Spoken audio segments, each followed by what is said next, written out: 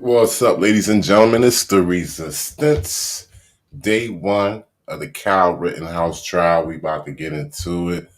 Shout outs, Big Spoon. What's going on? Appreciate everybody that joined in. Gonna go over some testimony from the Livestreamer who was there that night when Kyle Rittenhouse shot 4 people, killed 2. Very interesting things. Y'all let me know what y'all got from out of it. To the trial of Kyle Rittenhouse, the case of the teenager who killed 2 people and injured a third during protests after the police shooting of a black man last summer. Alex Perez has the latest. 18-year-old Kyle Rittenhouse is standing trial for murder, at times yawning in court. The defense playing videos of the night of the shooting, telling jurors that Rittenhouse was the one threatened by protesters, leading him to open fire. They shooting. What this case will come down to, it isn't a whodunit. It was Kyle Rittenhouse's actions privileged under the law of self-defense. But prosecutors arguing the teenager intended to kill. Hundreds of people were out on the street, and the only person who killed anyone was the defendant. August 2020, Rittenhouse, 17 then, armed with a semi-automatic rifle, traveled from nearby Illinois, he says, to help protect businesses in Kenosha, the city clouded in protest at the time after a white police officer shot Jacob Blake. Rittenhouse talked before the shooting. We don't have non-lethal. He's accused of shooting and killing demonstrators Joseph Rosenbaum and Anthony Huber and injuring Gage Grosskreutz. Friend Dominic Black, who bought Rittenhouse the rifle, testifying Monday. You could tell he was just scared. He wasn't really talking. He just said he had to do it. And testimony resumes later this morning. Shout out to Miss Big. Rittenhouse could face life in prison. Well, hey there, Jimmy. All right, we're going to get into it. The first person that testified today was, I believe his name is Koerri Miller, Koerri. I'm sorry, Koerri Washington, Koerri, last name Washington. I hope I'm pronouncing his name right. But he was the first one to testify today. Good afternoon. How's it going? Could you make sure you pull that microphone really close so we can hear you well? Sure. Could you state your name for the record and spell your first and last name? Koerri Washington.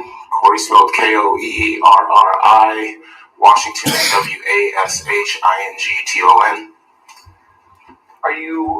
What is your current employment? I'm self-employed. What kind of work do you do? I'm social media influencer. And would that include doing live streams on Facebook? Yes. Now, do you live here in Kenosha? Yeah. Shout outs to Teresa Kelly. My entire life, I was born and raised here. And did you go to school here? Yes. Whereabouts? Starting from elementary school. Middle school and high school. I went to Washington Middle School, Ruther and ITA. And you mentioned that you do some work on social media. Were you involved in doing some live streaming on the night of August 25th, 2020? Yes. Why were you out there doing that on that particular night? There was a lot happening in the city. What was your purpose in trying to document that? Just create transparency. What do you mean by that? When things are going on, there's a bunch of opinions. You never know, what really might happen. So people like myself tend to go out and document situations just so there's a record of things. A lot of the... Shout outs Ivory Z. What's up with you, boy? The correct answer he should have gave is that Supreme Court ruled that anything could be recorded in public by a private citizen. And that's the whole point about it, is to show transparency. The time, especially, media, there's sound bites and things that can be utilized. In my opinion, people like myself make things better for everyone because it helps show at least another side of the full picture. Now, tell us what was going on in Kenosha around the time period of August 25th, 2020, in your own words. There was a lot of protesting. There was a lot of property damage that ended up happening throughout the week. Some would say riots, civil unrest. Some would say uprising. Would it be fair to say that that began after the shooting of Jacob Blake on Sunday night, August 23rd? It definitely began after the shooting of Jacob Blake. When did you personally begin your process of live streaming or documenting what was going on? The night the shooting of Jacob Blake took place. Sunday night? Yes, Sunday night. Tell us about what you did. Starting from the beginning. On that particular night after the shooting, I assume you made some sort of decision. I need to be out there taking video. I mean, it was a Sunday night. Typically, I try not to work on Sundays. I had just taken a lady friend of mine to dinner. We got back, received a phone call, received a message with a video. Saw the video. They said, "Hey, we're probably going to need you to come document." And I was like, "Of course." So I just went out, went to the location where the shooting took place. Kind of just watched and documented as people kind of gathered onto the scene as things kind of progressed throughout the night. Do you recall approximately how long you spent out there that night? Several hours. All in the area near where the shooting occurred? No. So, I mean, the shooting occurred. There was, bedlam took place. The police ended up leaving. A march ensued. I followed the protesters to the courthouse here and the safety center and kind of just followed along wherever everything was kind of taking place. Tell us in your own words what you observed about what was going on with the protests and things like that. Does your resume look like this? This is not a great resume.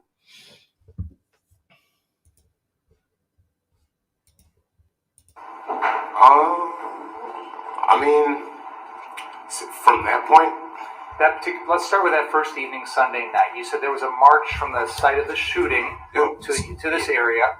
What did you observe? So, when I arrived on the scene, there was a crowd already there. It wasn't too large of a crowd, but over a period of a few hours, the crowd began getting larger and larger and larger. You could start seeing license plates and people from out of town showing up on the scene.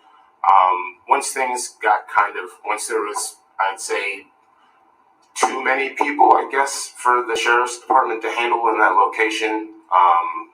They spoke with the gentleman. After they spoke with him, I guess they decided to leave. They came back to the police station, and then afterwards, the crowd was there, and they're like, "All right, let's head to the courthouse." So I just followed along the way. By the time the crowd got to this area by the courthouse, can you give us an estimate of how many people were involved? Few hundred people, maybe. It's hard to say. It was by that time it's incredibly dark outside.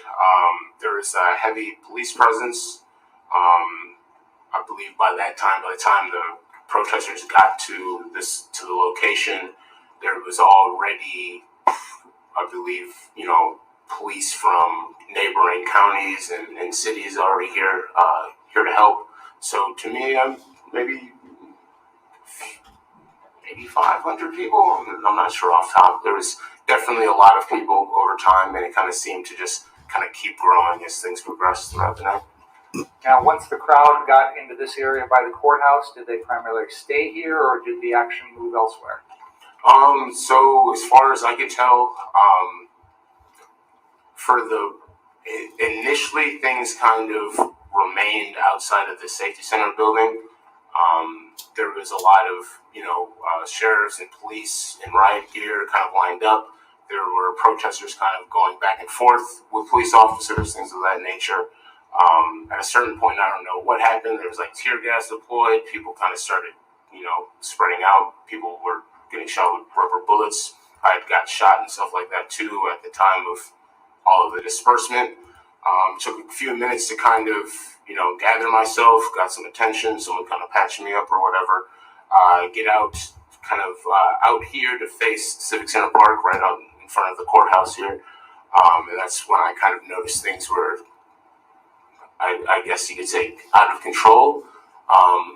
Throughout the entire summer, there had been a lot of protests going on. Activists kind of going out peacefully protesting, letting their voices be heard. So I was out, documenting all of that. But the moment when I came out and we had the roads blocked off with the garbage trucks or whatever, kind of to, I guess, contain the crowd or whatnot.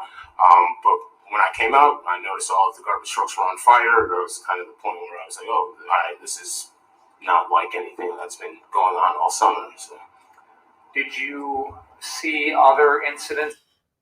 So apparently the heat must have not hit Kenosha at the time in the wake of the whole George Floyd situation prior to August 25th, I believe, was the date that Kyle Rittenhouse had that incident. But prior to that, I guess the heat of everything that was going on for that whole summer had not hit Kenosha until the Jacob Blake situation.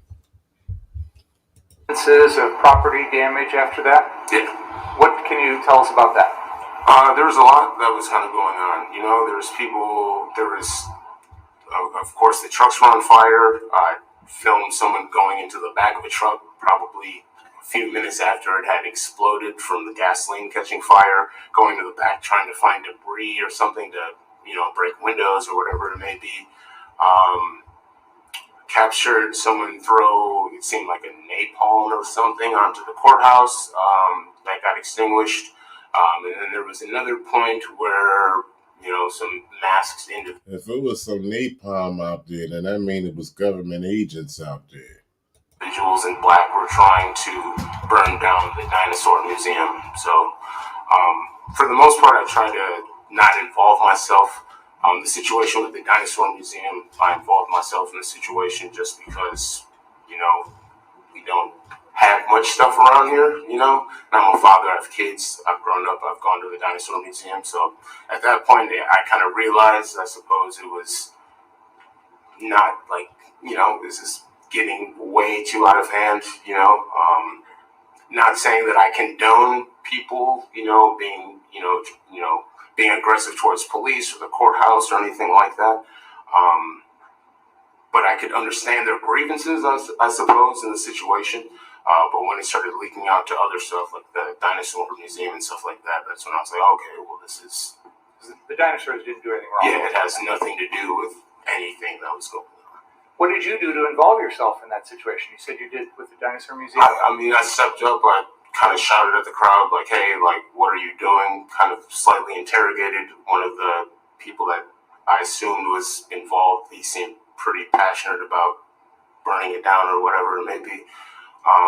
And from there, kind of people in the crowd, I guess, I don't know, kind of were like, hey, yeah, he's kind of making a point or whatever. And then from there was kind of a dispute, and I kind of found a way to kind of get myself out of the situation because it seemed to be getting pretty heated. So, did you observe any property damage that first night, Sunday night, in any other parts of Kenosha?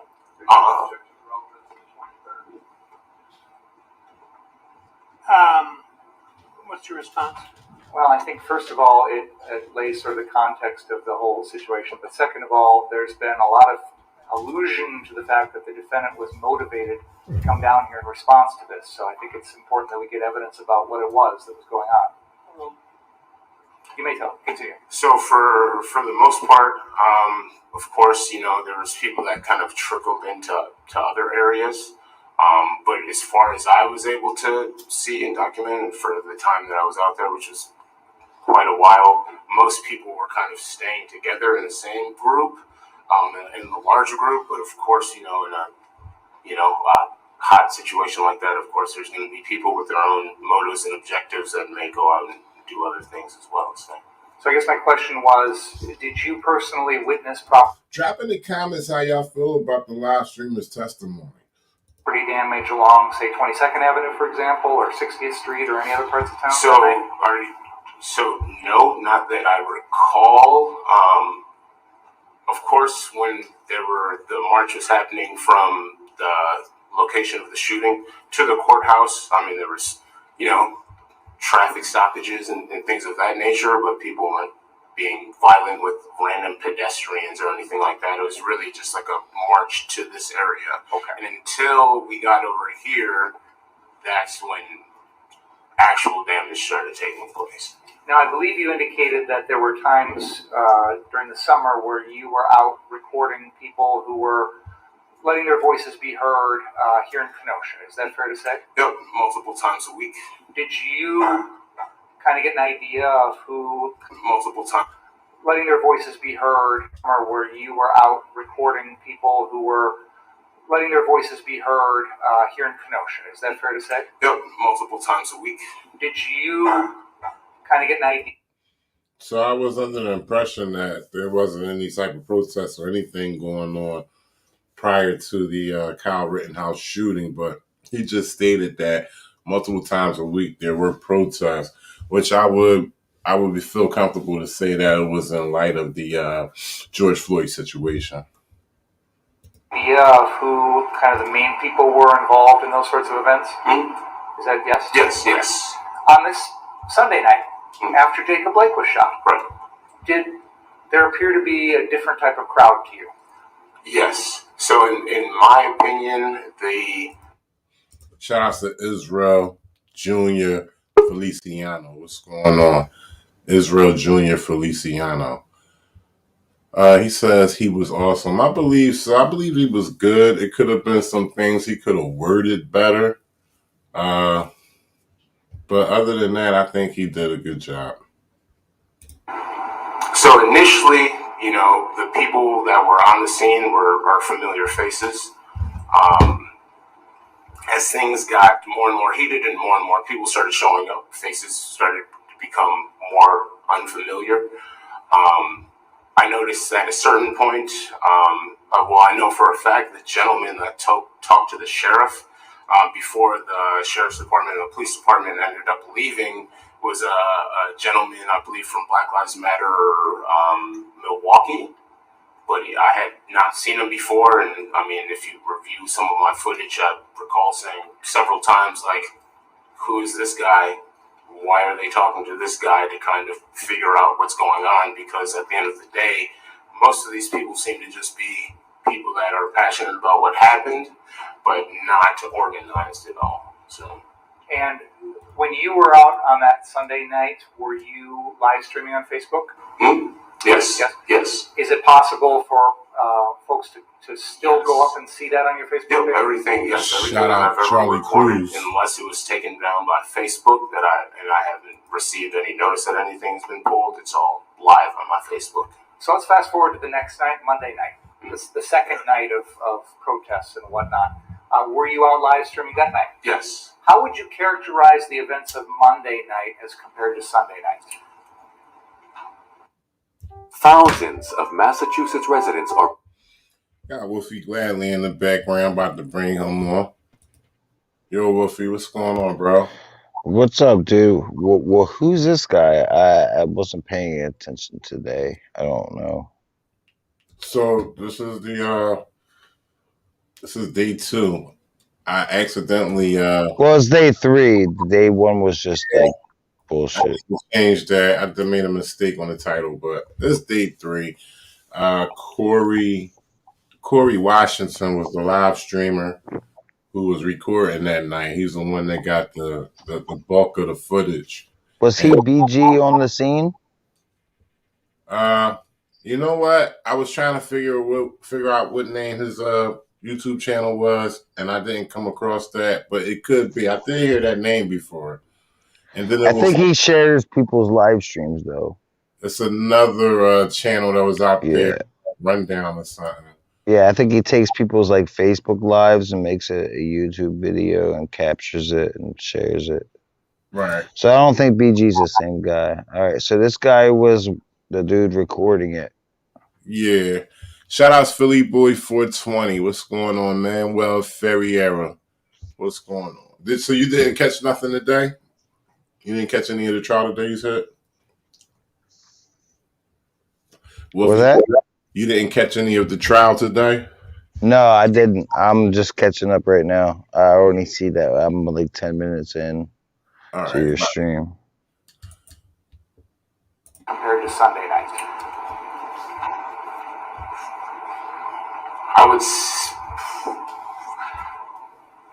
So at nighttime, I would say it's worse because there was more people here. It seemed, in my opinion, it just seemed that it was I guess, the best case scenario for something like this to happen, just with everything that was going on in the nation. There was a giant migration from the West headed to Washington. The situation with George Floyd was hot in Minnesota, and people were kind of close to get here. I'm sure everyone knows there's plenty of people from Minnesota that ended up in Kenosha that night and the following nights. The next night, that Monday night, there was protests and things throughout the day. As far as I recall and remember, during the day, everything was peaceful. There was talks of, hey, like, we can't allow stuff like that went on before to go on again. But as, nightfall comes, there's more mysterious people in the city. You don't really know, everybody. And again, everybody has their own motives, really, in a situation like that. So you definitely could tell that there was plenty of people being, I could suppose, opportunistic about the situation. Some of the more noteworthy instances of property damage during all this, I don't know if you're familiar with them or not. The Car Source lot over on the east side of Sheridan burned one of these nights. Are you personally familiar with that? Yes. Did you witness any of that? Mm-hmm. Is that a yes? Yes. What night was that? Do you recall? I believe it was Monday night.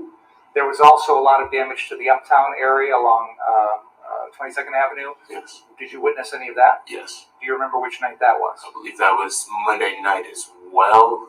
And then I know the probation and parole office on 60th Street burned down. Do you remember if that was Monday night as well? I believe it was. I'm sorry, I don't, it's not something that I necessarily really wanted to go back and review several hours of, with everything that kind of transpired. He should just say, I can't remember. More than likely that Monday night. I know for sure when the parole office burned down, I was there. I saw people go into it. I heard people say, let's burn down the parole office, and witnessed it on fire. So witnessed it on fire. So let's go to the night of Tuesday night, August 25th, 2020, the night when the events of this case occurred. Were you out live streaming that night as well? Yes, I was. And how would you compare Tuesday night to the previous couple of nights? I would say it was calmer, much calmer. The crowd was more contained. There was a march that happened. That kind of ended towards the end of the night, maybe around 6:30 or 7 or so. That ended at Civic Center Park. The conversation that was had at the end of the march was, hey, everybody remain peaceful. Go home after this if if you're seriously about, wanting change and wanting justice to go home. After that was said, people dispersed. A lot of people did go home, but there was people that didn't go home, of course. And those people that didn't go home, they kind of stayed there at Civic Center Park there until at a certain point they were kind of driven out of the park. Pause it real. Between those. I can attest that at the first George Floyd rally in Philadelphia, before shit got out of hand, everybody was peaceful and they were there for a reason. And then right after we marched out to the streets after the art museum, everything just got out of hand and unraveled. I saw white people spraying BLM on private businesses. I saw BLM people pushing those people away. I saw a lot of weird things that I never thought I'd ever seen, but you had to be there in person to really understand exactly all the shit that happened there. It was really weird. It was strange. That's all I have to say. I want to piggyback on what you just said, try to give a little more explanation from what I was saying. I was saying the same exact thing. Shout outs to Ivory Z and Regina Madison. And yes, that was his video, the part they're going to be showing coming up further in his testimony. But what I seen was the same thing you were saying, but it seemed just like you said, you seen white people spraying or throwing stuff at buildings. Heavily masked white people because they were using the pandemic. But disguised as Antifa, in my opinion. Yeah, they were Antifa, dude. And and the Black Lives Matter people were like, "This isn't the place for that. You know, you don't do that to a restaurant." When a white person spray paints BLM on a restaurant, the next day when they go there, they're gonna think a black person did it. It's not right. You know what I'm saying? It's not their place to do that. You know what I mean? But and Especially that's to a private establishment because people are struggling as it is with the pandemic and shit at that time. You know?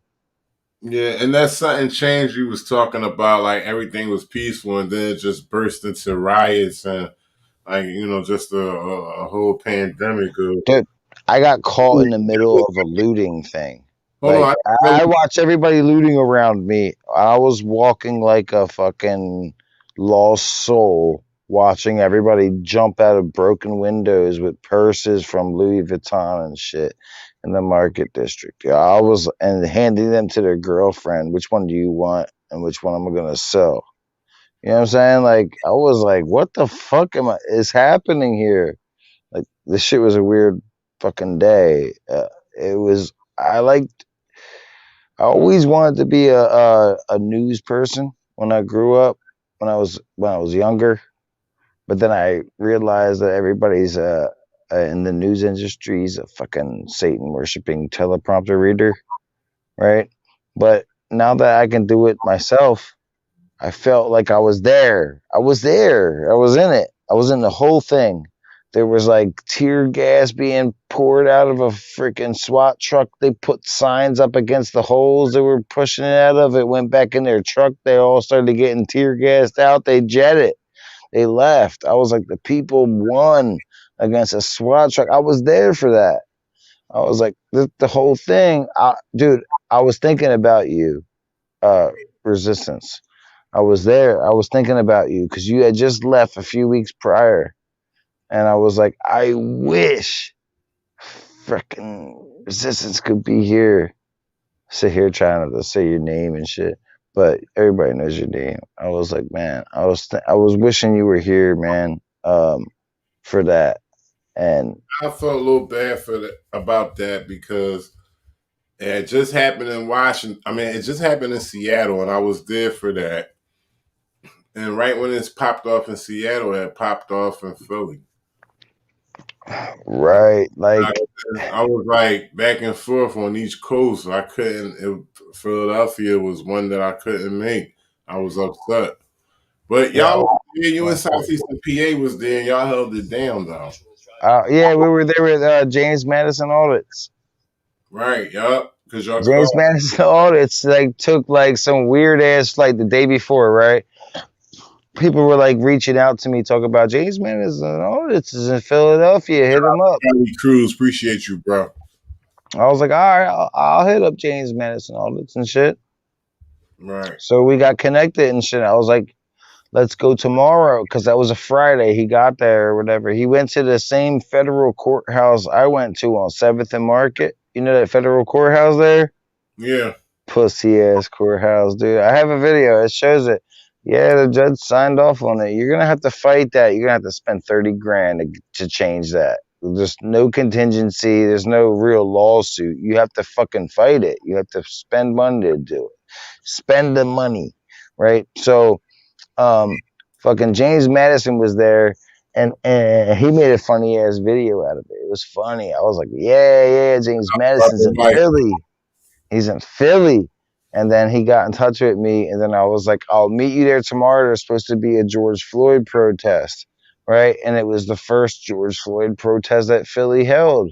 They were a couple days behind everybody else and fucking all the shit up and blowing shit up, right? And I was like, we'll just see what happens, right? Fucking shit turned into a tornado as soon as we went to the city.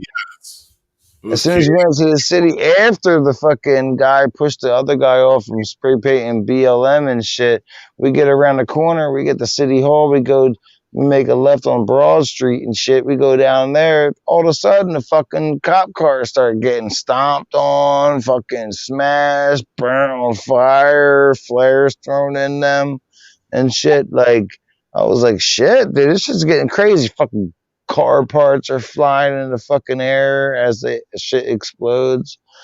The shit Things was got real heated last year. It was real a lot of tense moments during that 2000 during that late spring and summer of 2020.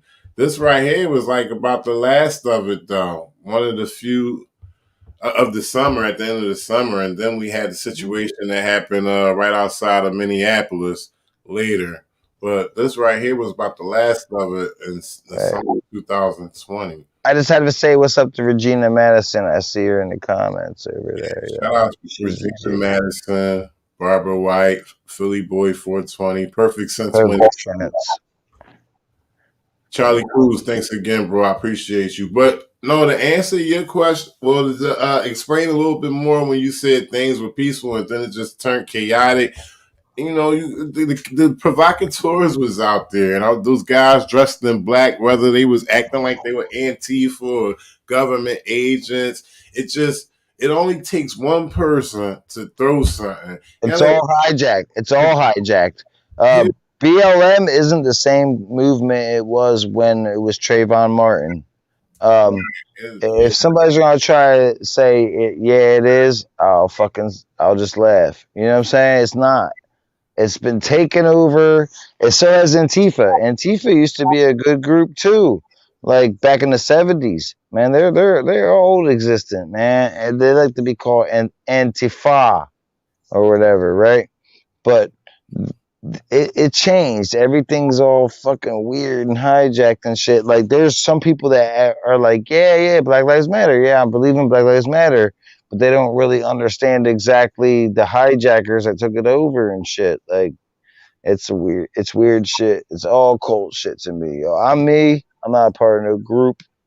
I don't do no groups. No groups. Not conservative, liberal, Antifa, BLM, A lot anything. of people got me confused with that last year because, they say, well, are you reporting the situation or are you part of the situation? Well, it's both. I don't come just from a reporter stance or the media stance. I come from the experience of living it too. A lot of people thought, oh, he's BLM. Nah, I'm out there. The whole scene on the protest that I've been to was 60% of the community, right?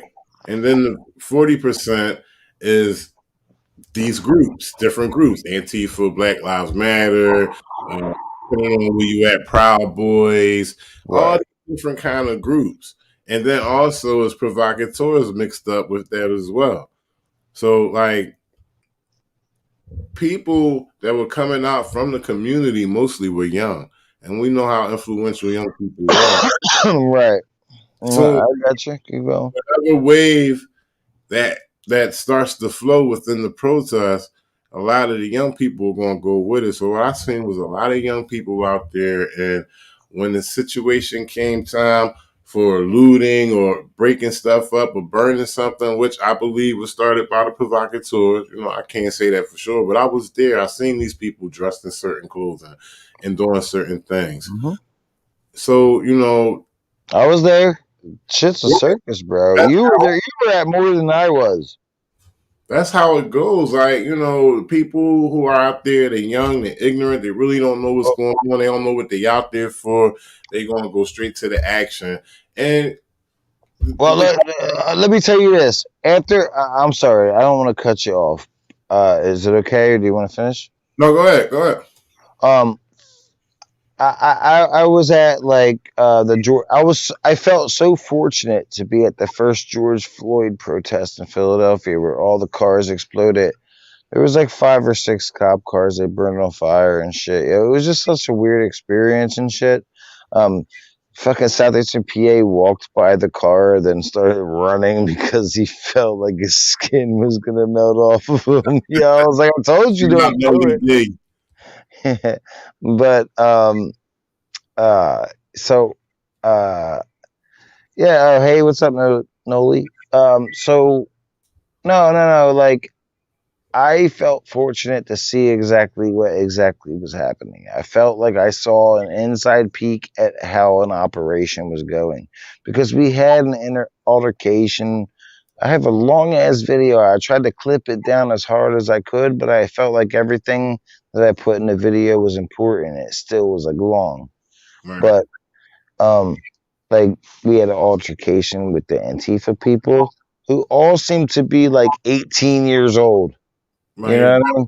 It's They so weird. It's so weird, yo. And then like I saw the other shit with the kids spray painting the shit and the Black Lives Matter people being the better person and saying, "Get the fuck out of here! Don't do that." You know what I'm saying? So I saw that and I was like, "What the fuck kind of psychological experiment is happening in front of me?" And then I went to the January 6th shit and I got to watch that. I wasn't there when it happened. I got there afterwards and I got to watch the flashbangs and everybody getting pushed back and shit off the building. Um, but no way was I ever going to step up to those steps. I had an opportunity, and you know what I mean, but I wouldn't do it. You know what I mean? I wasn't stupid. right. Like I'm holding a camera, so I was live, but it's all choppy and shit. I regret that. I should have just did a fucking static recording. But Hold on real quick, Wolfie. I'm gonna play some more of this video. Probably about 2 minutes. go ahead. Yeah.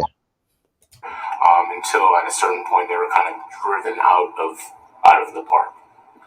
Were you there to witness the interactions between those people in Civic Center Park and the police at this particular scene? Yes. On that night? Yes. Would it be fair to say that there were some fairly violent confrontations between the protesters and the police right outside of this courthouse that night? Would you agree with that? Yeah. Other than that, were you checking around the area to see whether there was property damage in other parts of the downtown area that night? Yes, so I generally what I would do, like I would always kind of survey the area to see what was kind of going on. I'd find the crowd, figure out where the crowd was, see what they're doing, kind of go in the general area around, a couple block radius or whatever it may be. So when you were watching the crowd that Tuesday night, other than the demonstrations out in front of the courthouse, did you witness a lot of other arson, looting, property damage, that sort of thing on that particular night? No, not on Tuesday night. Now, there came a time in which you were recording your live stream along Sheridan Avenue. Is that right? Yes, Sheridan Road, yeah. And are you familiar with the Ultimate gas station? Yes. Okay. And that's at 60th and Sheridan, is that right? Yes. Is it fair to say that you spent some time that night recording some video? Yes, yeah. We're going to have play a portion of your live stream. Could we begin at 18 minutes, please? And this has been marked as exhibit number 11, and I hope so. Let me just make sure that the power's on and everything. All right, y'all. 39 minutes in, and I just changed the title to the correct title from day 1 to day 3. Sorry about that, y'all. Yo, let's get it, yo. We got the evidence. We got the live stream coming through. We're gonna watch the damn live stream. Like it. Look, they're all getting juicy. Shout out to Israel Jr. Feliciano too for checking me up on that. I checked you up on it too.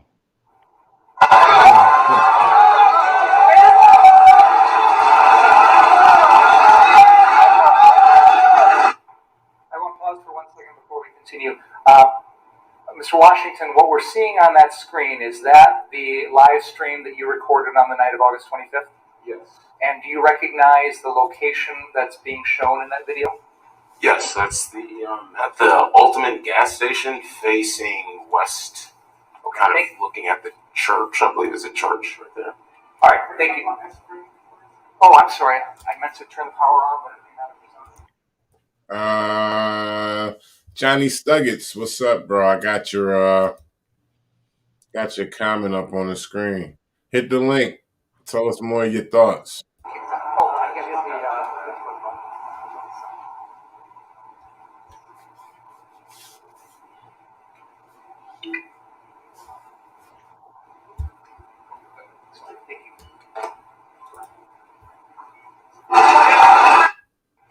I discovered that 8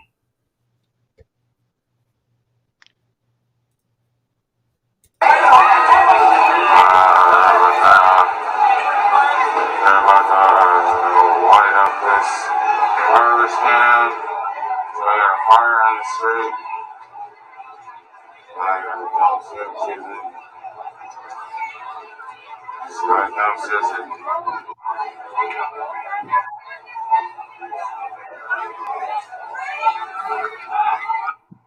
Look like a regular situation, right, Wolfie? Regular. I might have never seen this guy's camera angle of this before. This might not have been released publicly until now. I don't recognize it so far. This is Facebook. This is a Facebook video. Okay. It was posted on 8/25/2020, the night that so I definitely saw this, but it's not this portion. This portion is all boring and shit. It's not the part. Yeah. I'm going to pause one more second just to help everybody understand what we're looking at here. First of all, we just heard someone's voice. Was that your voice? Yeah. Okay. Muffled because I had a mask on. Sure, I Go understand. with something like that. Do you have that easel still? not sure. I raise I'm it. just going to have you show us on this map so everybody's oriented to where we're at. I've got a map here of the city, so I just want to have you point out where we're at so that everybody can put it into context. Okay. Oh, yes, right here. We'll have Yo, the guy looks good in that suit, though. He wears it well. Yeah, he's killing it over here. Right. All right, Mr. Washington, I've got a map up of the downtown area of Kenosha. Even though. Please point out where the ultimate gas station is. Okay. And that is at the intersection of the southeast corner of 60th and Sheridan. Is that correct? That's correct. Okay. The video we were just watching, which just here for a second, but it's back. I'm rolling. So I was just going to ask that question. what kind of style of haircut is that right there? The prosecutor cut. The little peacock style he got going on there on the top of his head. I don't know. Where's all these bitch ass motherfuckers masks at? Right? The little masks they complain about all the time. Where's that at? Where's that at? Look at all these fucking people. Like, you see what I'm saying?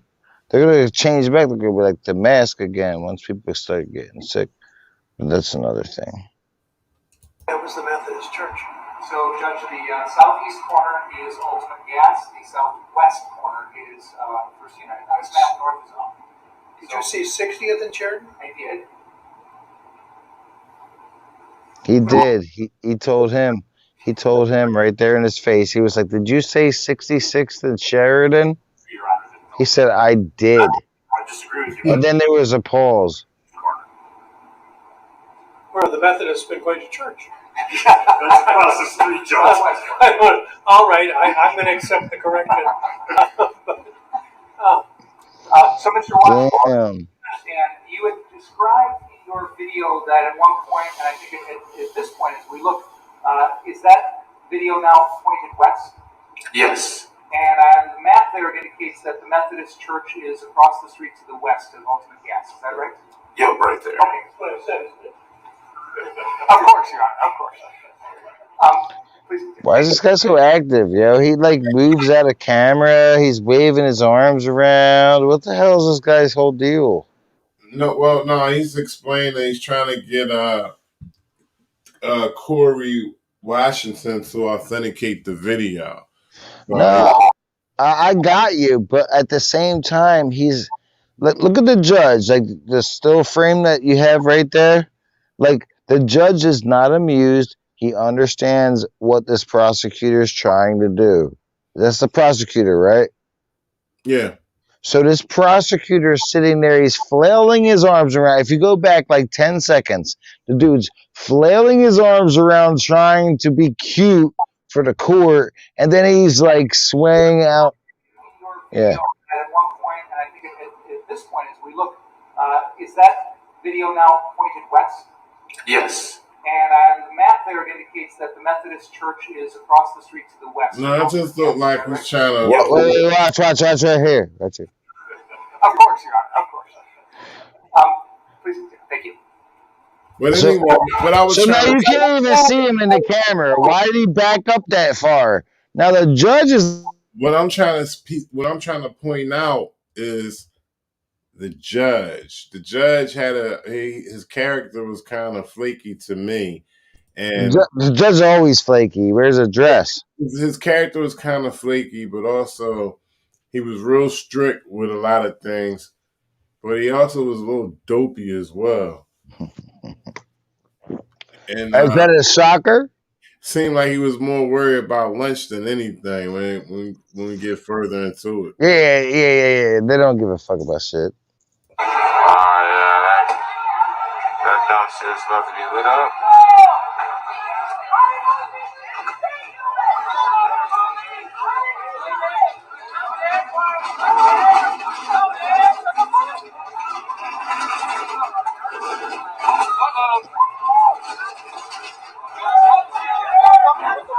So they pulling a dumpster out into the street that they already had lit on fire. It's real smoky now. And pretty soon we're going to see something interesting.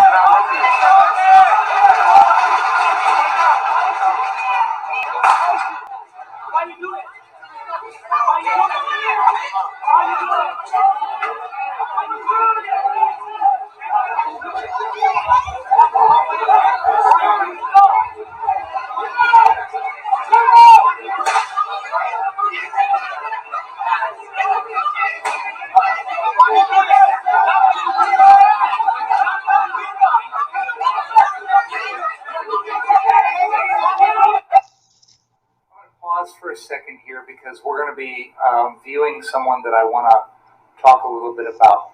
I assume since the night of August 25th, 2020, you're aware of who Joseph Rosenbaum is. Would that be fair to say? Yes. Okay. And let me just put you back in the state of mind of that particular night. As of August 25th, 2020, did you know? Shout out to Big Spoon. Yeah, you are correct. He says the judge seemed to be pretty good to me. The Supreme Court has sided with his decision as well.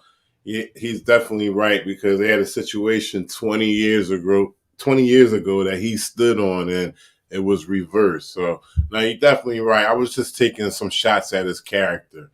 But yeah, he definitely stood strong on something that happened 20 years ago, a case that he had, and it was reversed by Supreme Court. Who he was? No.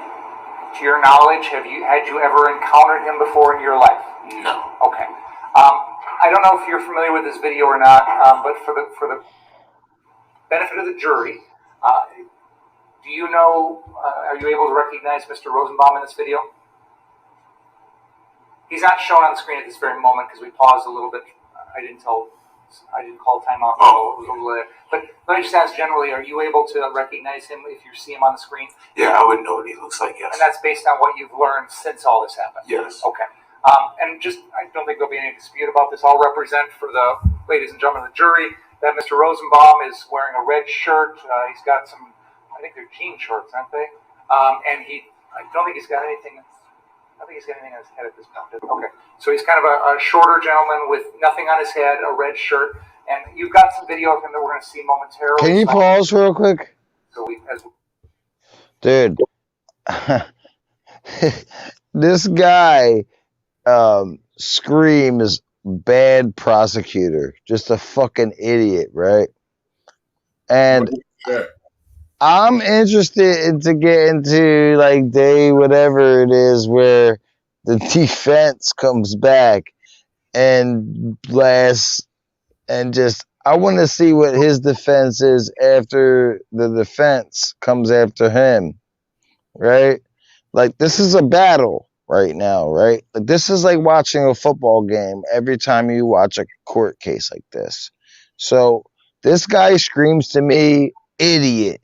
Like just watch him. Just watch what he's doing right now, right? Just watch this whole thing, right? And then his time's up, and then the defense goes, okay, we're taking notes on all the dumb shit he's talking about, right?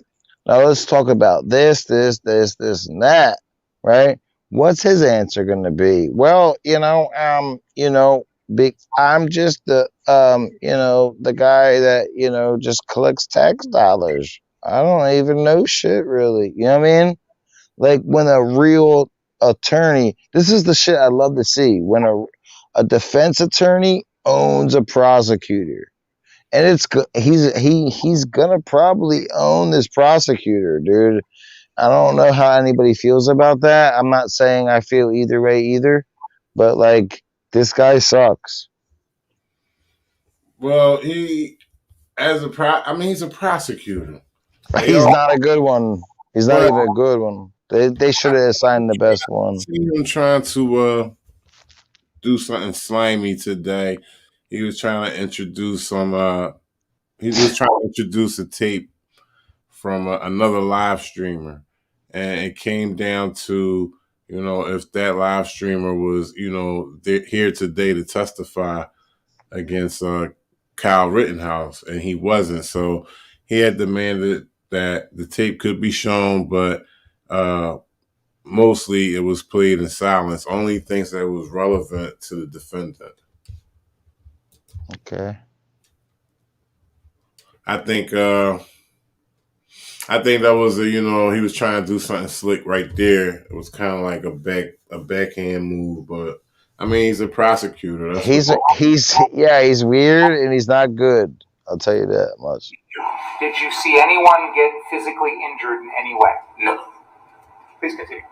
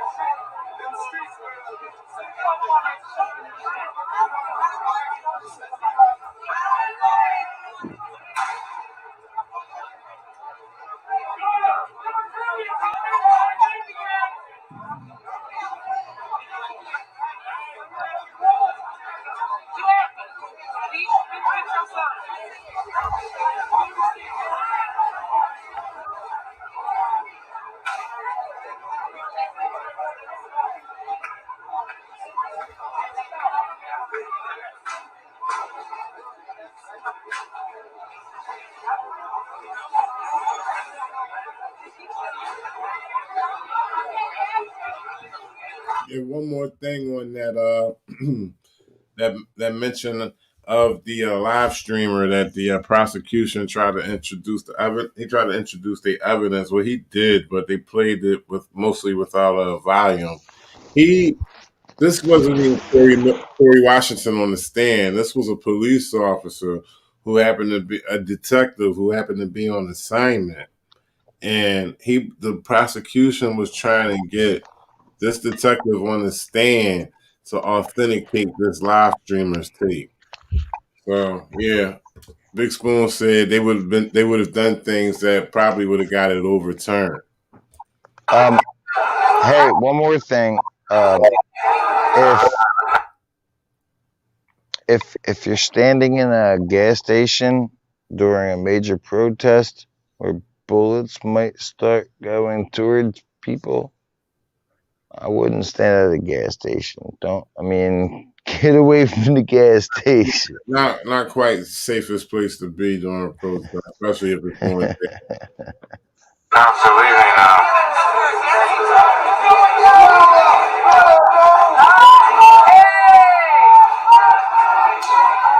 Looks like the cops are now leaving. Yo, don't. Come on, bro. What are y'all doing, bro? Yo, bro. Come on, bro. Come on, bro. Yeah, dude.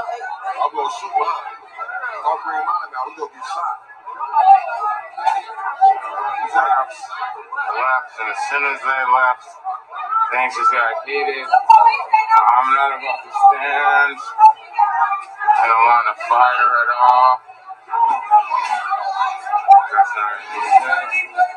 So this right here is he's showing this footage is showing the tension, little tension that rose between the protesters and this so-called militia group that was out there to protect properties. Yo, resistance. Yo. I'm happy that you're replaying this because it's been a while since whenever this footage came out. What was it, last year? So like I had to see it again and see if I reevaluated it. Right. Hey, Big Spoon will keep coming in with the facts. He said, "Fun fact that comes out in trial today: the police turned off the gas pump to prevent fires and explosions." You're right, Big Spoon. I heard the detective say that as well, but I don't know. I still don't think it's safe to be around there if bullets is flying. Still could be a problem. Maybe, maybe not.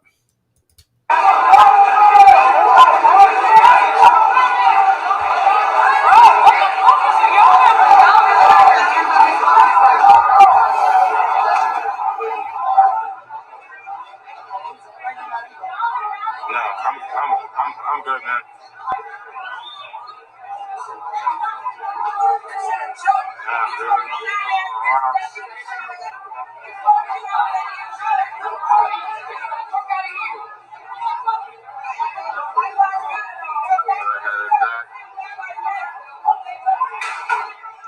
People throwing rocks. Be careful. Be careful because they're throwing rocks.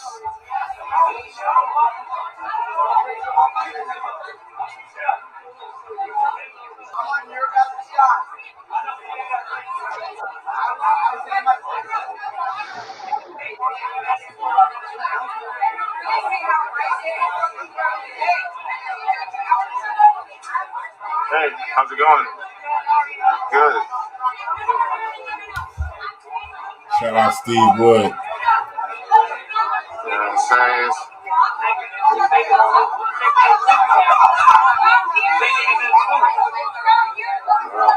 What is this showing? So this was showing the tension of that. There was a little lightweight tension that happened between the protesters and the militia guys, and it was also along with that, it was also a little rock throwing, destruction of property going on as well. Okay. Because So obviously this prosecutor is trying to use this footage. I'm like, what the hell am I even watching? To me, it just looks like people getting high in the back end of a concert. yeah, well, he's building his case to try to, he's trying to make the jury see that these people who were armed were posed as a threat. Bottom line, he's trying to make it. So does something happen soon here that makes his point or something? Because right now, all I see is motherfuckers just hanging out like they're drinking fucking mimosas in the back of a concert on the grass field ticket area. Footage is you gotta let it play out.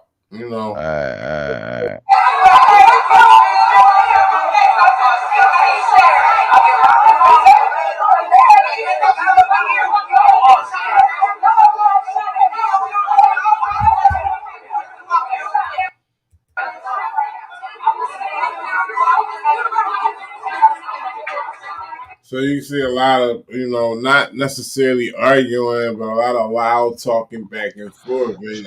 Okay, so this is the protesters versus the militia people. Not necessarily. It wasn't really versus anybody. It was just what happened was sparked it off, and somebody yelled out when this live streamer asked what all the tension came from. Somebody responded and said that one of the guys who were armed were shining a green light from off their weapon. So one of the militia people. That's what they saying kind of started it off. Yeah, one of them. All right. they arguing with each other right now, and that's Kyle Rittenhouse right there. Okay. So he's in a group and they're protesting each other. They're like, "Hey, back off!" Each other. They're arguing. I wouldn't run up to people with guns and start arguing with them. I'd just be like, "Okay, let's just leave the people with guns alone." But that's me. I'm a peaceful person.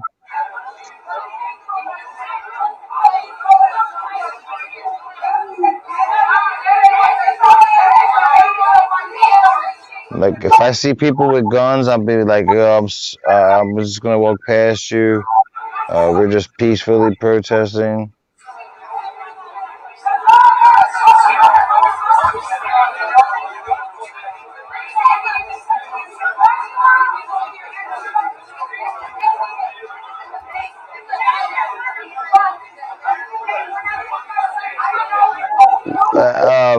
Wait, what's up with this chick's outfit? Oh, right here in front of us. Her backpack is like, what the hell is that anyway? Is that a suitcase?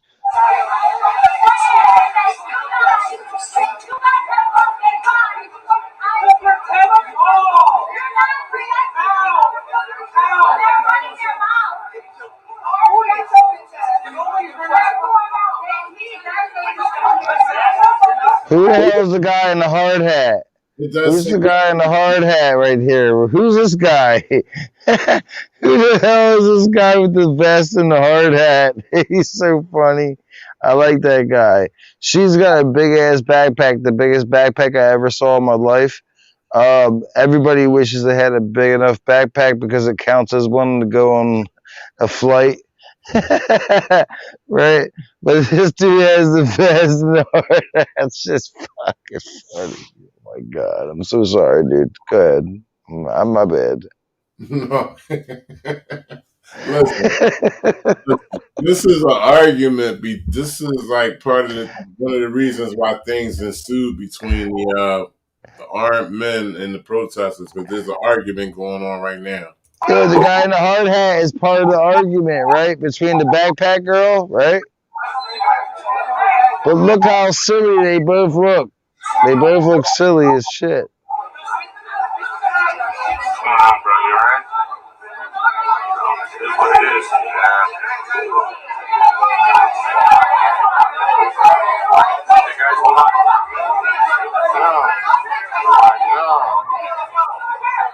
Look at that.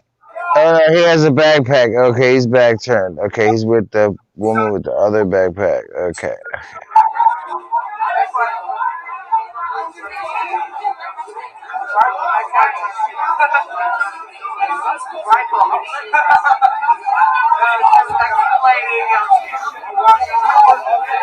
Resistance. Resistance. Yo. Let me ask you a question in the audience. Also, do you think it's worth having a petty ass fucking argument with people that will never ever believe your side of it? Do you not believe that people are obstinate? They're just gonna believe whatever they want, no matter what. Why even try to teach them to change? That's a hard question, but Does it work? Does it work in yeah, an environment like this? Does that work? not every. Well, of course not. But you gotta understand, a lot of these people haven't engaged in nothing like this before. You know, this is not. These aren't things that people engage in. 2 or 3 times a week because of the situation of it. They were new to protesting. They were Huh? like, let's get out there. They were new to protesting. They didn't know how to protest yet. They I mean, didn't understand why they were out there. They were just like, I just want to talk some shit. Fuck you. well, that's the whole stage. That's the whole stage of it. A lot of people out there and have no idea why they out there. Like I said, it was a lot of young people out there thought it was, big A time. trending thing to do. Right. And didn't even understand, the real reasons of being out there. But to answer your question, no, not everybody. some people will listen, and be able to change, but then you got some people who are hard headed and they're gonna believe what they want to believe, and nothing that you can say can change them. They want the big shit to happen.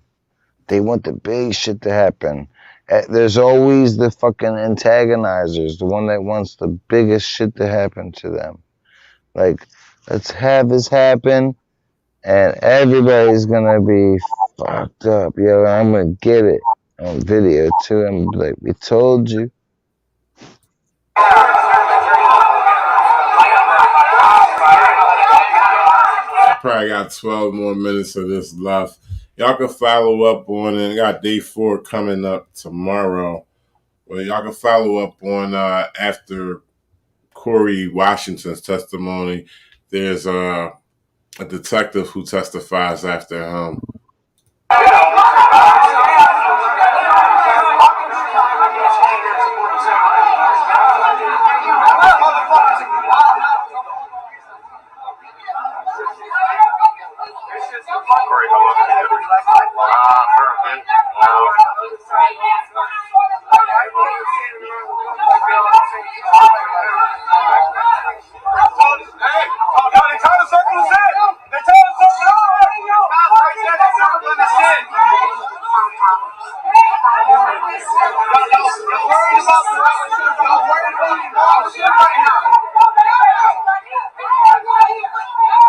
Hey, where's the shooting?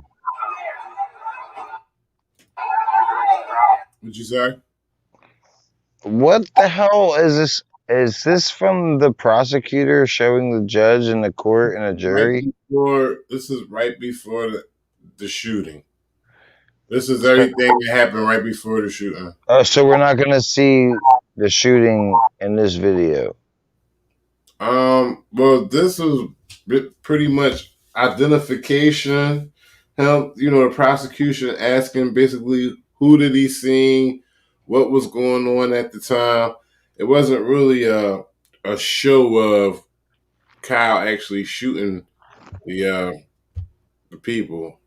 It was pretty much him basically identifying who was around at the time. What were they stance and positions like, and were they violent? You know what I'm saying? That's what that was about. Yeah, if I was a jury member, I'd be asleep. I'd be like, this is bullshit. Wake me up when the actual evidence happens. I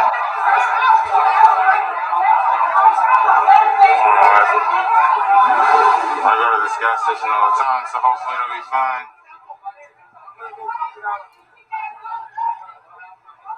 This is where I get cash out of the ATM, because across the street it's more expensive.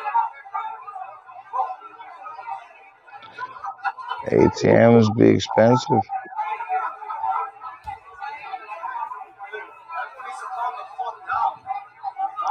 Indeed. I was literally saying that, and bitches got in my face. I'm like, bro, I was the one saying everyone calm down.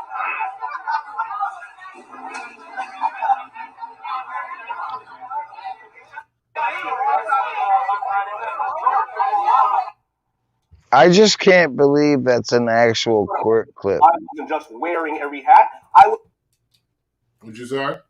I just can't believe the prosecutor used that clip as anything.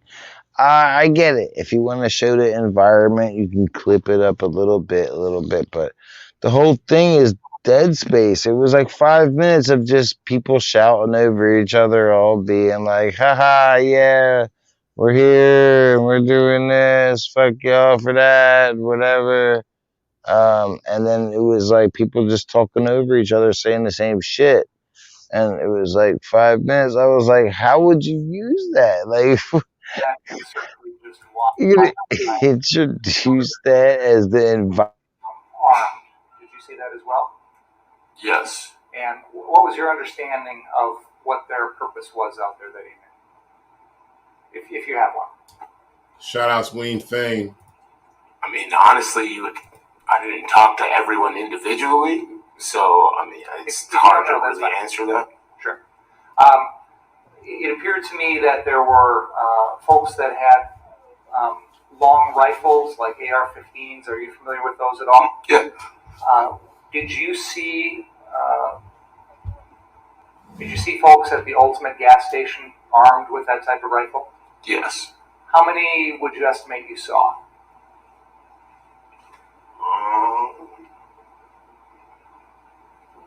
Consistently at like one time or throughout a period of time? One time. That we're all there. Maybe, One time.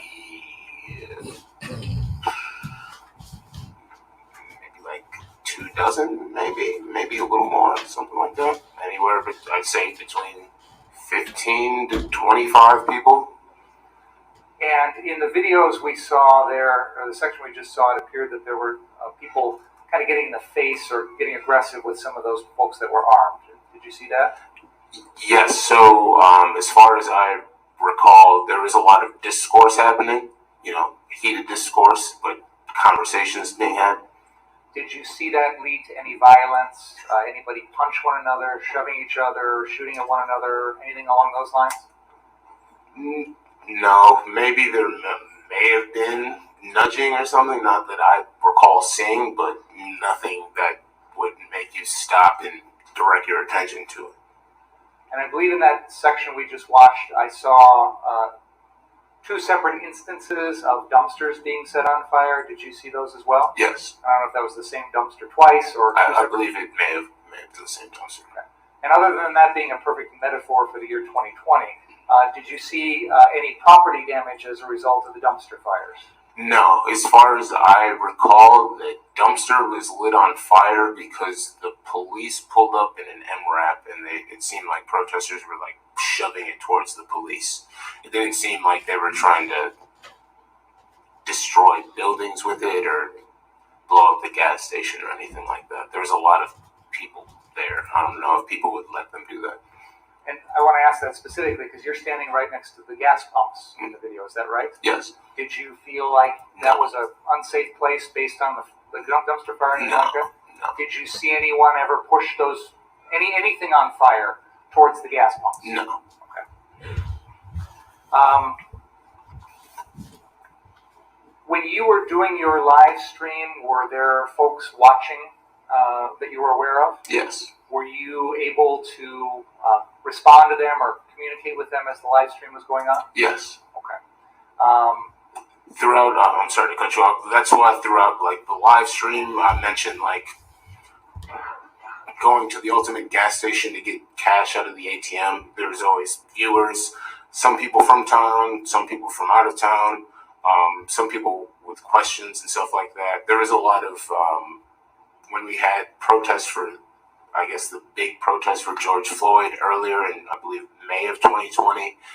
There was a lot of disinformation that was going on. So what I generally do with my live streams is I look to the chat to see if there's things going on in certain areas, to see if people are spilling out somewhere, to see if things are actually happening somewhere, or to kind of quash false rumors or whatever.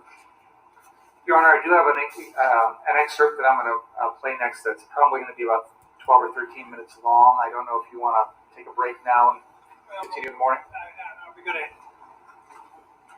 Will we end up breaking afterwards, and without this witness being complete? Well, I may be done with my direct at that point. I'm not sure. Well, we have to have him back for cross anyway. So let's break for the day. And please don't talk about the case overnight. Read, watch, or listen to any account of the trial. We'll start again tomorrow at 9, and hopefully get right at it. And all right, y'all. I just wanted to get into a little bit of what happened today. That was the first half of the testimony of Koerri Washington. He will be back to testify some more.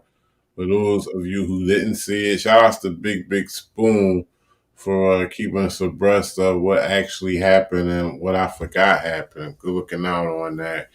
Only a shout out to Wolfie Gladly. You look like you sleep, bro. I just want to say, everybody can rest assured that nobody's going to talk about the case. Yeah. It's a solid secret. But I'm gonna try to keep up on this trial as much as possible. Maybe I'll be back tomorrow night.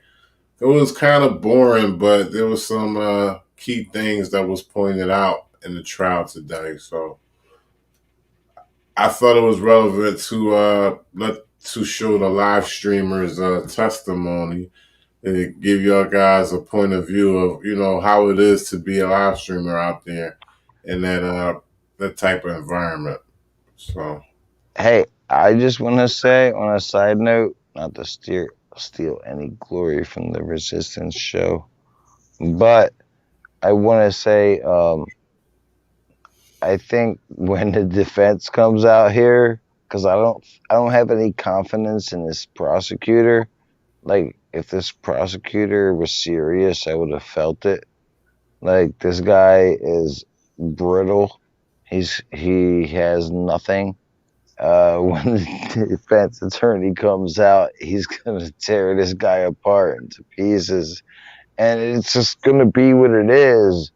Everybody can decide that later, but it's gonna be funny. I can't wait to see it. well, we'll see. We'll see. Maybe I'll come on tomorrow. I'm about to sign off though, bro. You have a good night, man. Be safe out there. Right on. All right, bro. Later. All right, y'all. Y'all be good. Shout out to Miss B, Big Spoon, Oli D. See Wolverine Transparency in here. Wing Fang. Constitution Matters. Ray Z. Charlie Cruz, Steve Wood. Israel Jr. Feliciano. Appreciate y'all. Perfect sense when needed. Y'all have a good night. Y'all be safe out there. I'm out of here.